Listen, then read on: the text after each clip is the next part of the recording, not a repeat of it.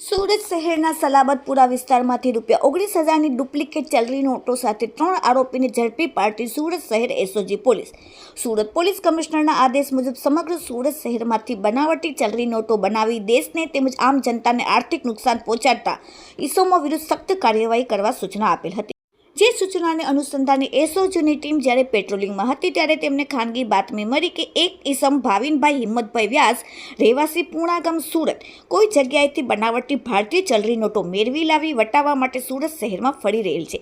જેથી એસઓજીના ટીમના માણસોએ સલાબતપુરા કિન્નરી ટોકીઝની સામે આવેલ શૌચાલય પાસે જાહેર રોડ ઉપરથી આરોપી ભાવિનભાઈ વ્યાસ રહેવાસી પૂણા સુરતવાળાને પકડીને તેમની પાસેથી 19,000ની બનાવટી ચલણી નોટો કબજે કરેલ.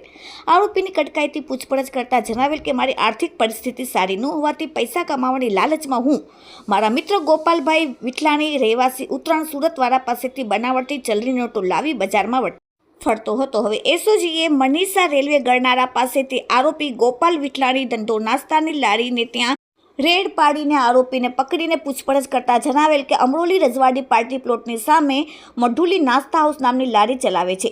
જેથી ત્યાં દુકાન ઉપર કૃપાલ નામનો ઇસમ અવારનવાર નાસ્તો કરવા આવતો. પોતાનો સારો પરિચય થતાં 15 દિવસ પહેલાં જણાવેલ કે હું નકલી નોટોનો ધંધો કરું છું, તારી જરૂર હોય તો જણાવજે. તેથી તેની પાસેથી ₹50,000ની નકલી નોટો લીધેલ અને ભાવિને આપેલ હોવાની હકીકત જણાવેલ.